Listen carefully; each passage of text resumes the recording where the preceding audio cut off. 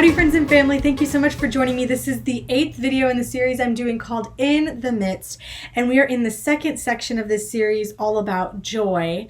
And last time we looked at the biblical definition of joy, and today we are going to be looking at the biblical definition of happiness so that on Friday we can compare them. And so there are actually 7 different Greek and Hebrew words that are translated to mean happy or some variation of happy throughout the Bible. And the Hebrew words are asher, esher, osher, and shalah. And then the Greek words are makariso and makarios. And so all of these at one point, like I said, were translated to mean happy.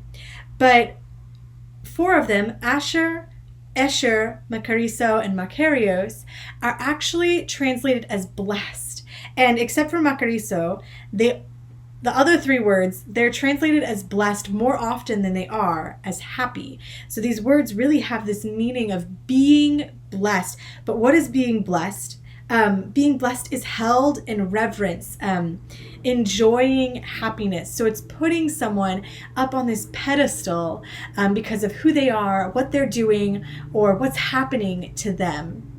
And so it's saying, look at how great this person is because of who they are or what's happening to them.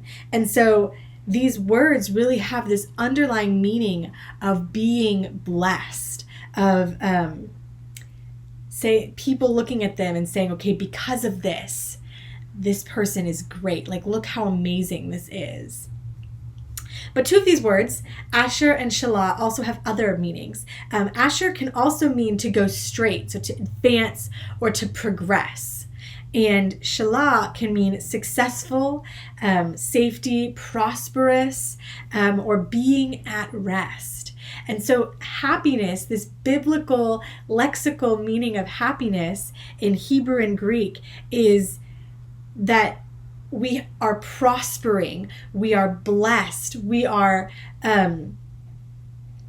progressing through life, we are at rest. And so we get this idea of prosperity and what we get because we're prosperous. But there's more than that. There's a physical and a spiritual side to this as well. And so we're going to read Psalm 144, verses 12 through 15, which says, "Then our sons will be like plants, nurtured in their youth, our daughters like corner pillars that are carved in the palace style. Our storehouses will be full, supplying all kinds of produce. Our flocks will increase by thousands and tens of thousands in our open fields.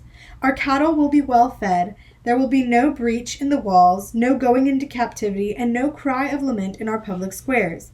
Happy are the people with such blessings. Happy are the people whose God is the Lord." And so David starts by listing these physical things: children, food, cattle, flocks, a strong city and community. He lists all these things and he says, happy are the people who have these things. So there's this physical side to happiness of when we have these physical things, this physical prosperity, we have happiness.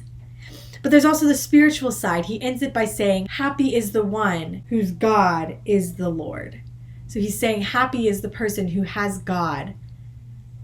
And then we also see in other verses throughout the Bible, there are other spiritual things that bring happiness, such as Proverbs 3:13, which says, happy is the man who finds wisdom and who acquires understanding. So when we have spiritual prosperity, when we have God first, this spiritual safety, we see that we also have happiness. So happiness from the Bible and from its original Greek and Hebrew gives us this idea that it comes from physical and spiritual prosperity and safety.